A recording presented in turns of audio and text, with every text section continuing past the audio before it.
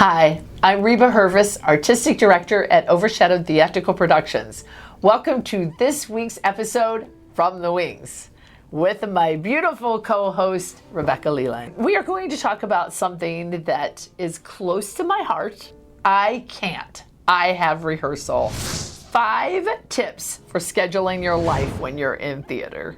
I have my calendar with me. Do you? I do. That's so pretty. Okay, so here's the secret, guys.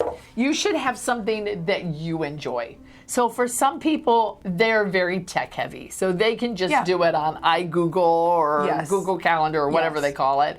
Or with me, I'm a Happy Planner fan, and that's what they actually call it. Wait, so I keep some private things on there though. Well, I did it. And so you write down your goals that you have for the month, you write down your non-negotiables, and then you try to figure out how you can fit the things that are your goals into this. Yeah. So my first tip really is to make sure that you are writing your things down. Yeah. I love writing with pen versus pencil because pen just shows up better. I literally thought about this the other day. Why don't we make pencils that show up better? I don't know why. But go ahead and write it, and if it gets canceled, it's okay to go like this. Yes. Always document it as soon as you know the date. So one of the things that kind of happens to us sometimes, and I know to me it happens a lot, is because I get backed up with things that people want to do, then I might say, I just don't have time to think about it. And so I'm keeping track of it in my head instead of writing it down. And I personally try to sit down and update my calendar like every Saturday night or every Sunday night so that I can look freshly at what I have coming on for the week. But it would be way better if I said, stop, let me write that down now and check that date right now, which I don't always do. Well, literally, I just said today. I know. I literally double booked with this exact thing. Yes. I felt so the one bad. that's crossed out over here. Because then we rebooked it, and I was like, yes, I can't wait. And then I looked at my text, and someone else said, can't wait to see you on that same day. And then I went back to them, I'm like, hi guys. I have which is okay too. You should never be afraid to tell somebody, you know, I just made a mistake, because it's better to free my calendar up earlier than to be afraid to tell me and not to tell me until rebook it for the third time. Exactly. Yeah. So that's always better to just respect somebody else's time that way. Plan for travel time between your destinations.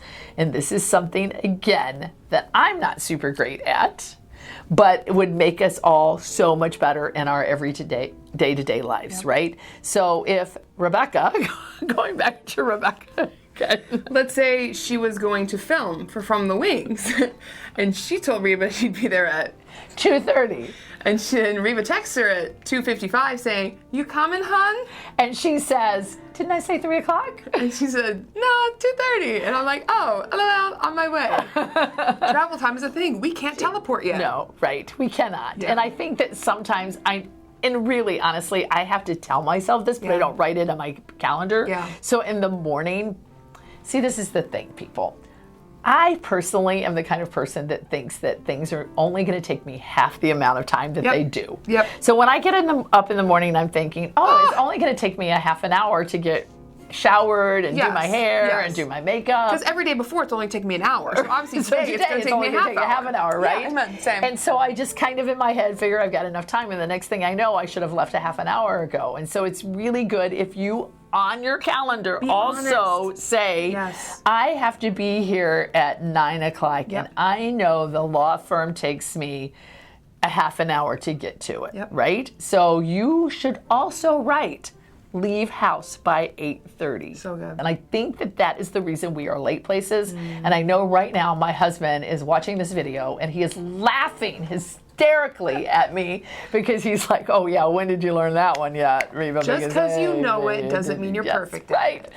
Don't book yourself too tightly. That is my number one problem. I think I can do everything. If you think something is going to take you an hour, give yourself time. And then give yourself time to get to the next thing. Don't book yourself so tightly that you live your day being frustrated that you never did whatever. Because you know what? Guess what?